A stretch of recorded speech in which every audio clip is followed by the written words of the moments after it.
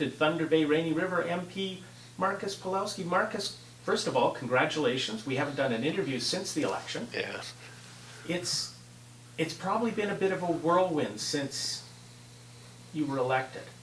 Well, it has, and it hasn't though, because the actual election process seems like it was more of a whirlwind. This is kind of the calm before the storm, I think, because leading up to the election, obviously in the nomination process, and then before the election, when the writ was dropped, there was a lot of work to be done in terms of like getting out there, knocking on doors, appearing at various events, trying to learn and understand the policy better, participate in the debate. So really before I was elected, I was spending a lot more nights staying up at night, reading, answering emails and things, and then suddenly the election comes and it's all over. And well, for a little while, and until Parliament starts, and you feel like I'm kind of just spinning my wheels, waiting for something to do here. I mean, there have been things that I've been dealing with, and we have to get the office set up, and you have to get an office in Ottawa, and there's a fair number of things to do. But I think at the moment it's kind of the lull before the storm, which is when Parliament starts. Going to Ottawa for orientation, what was that like?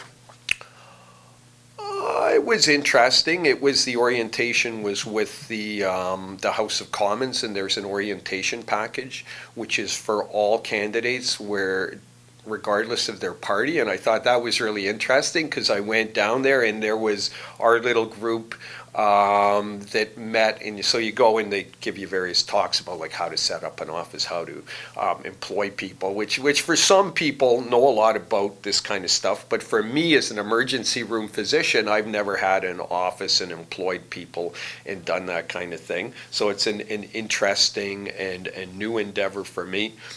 But the people that were there were people from all parties. So the Bloc was there, the NDP was there, the Conservatives, there was a couple of all of us, and I thought that kind of non-partisan thing was interesting, that we were all in similar positions, and when it comes to issues like that, there's not much difference between us. And when we toured Parliament, and that was really interesting, we went with a group of people that were from all parties, and we had our pictures together. We were the only ones. So the guy who took us for the tour, he said, because I said, let's get a picture of all of us. And so is the NDP, Conservative, the Bloc together. And he said, you know what, you're the first group that did a picture together, because everyone else was, they're Conservatives, NDP. In a certain way, there's 338 members of Parliament, and their job is to represent Canada. So party, country, it all fits together, doesn't it? I think so. I think so, and I think everybody, and especially when it comes to local politics, you want the best for your community. And I think regardless of where you're from, I think all members want the best for their community. So there's that common interest, but I think also the interests of the country in general too. I think we're all hopefully there because we're interested in the direction our country's going as well. I would hope. Heading into the holiday season, you're getting the offices set up in the riding. What do you see going forward? In terms of the office? The office and things here in the riding. In terms of the office, we're here in back in Don Rusnak's same office. We'll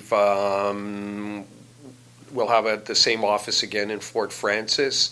Atikokan, we're not sure what's going on with it.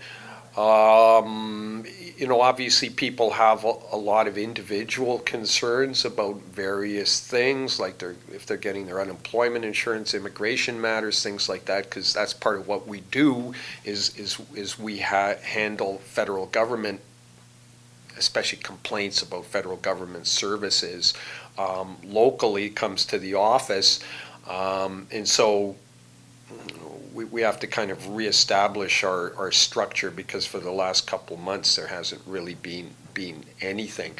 As to the priorities within the community, I think that's largely to be determined by the community and what they tell us are their priorities. So and that's part of what I'm doing now, is kind of getting a bit of a lie of the land in terms of what people want done, what we need to do. And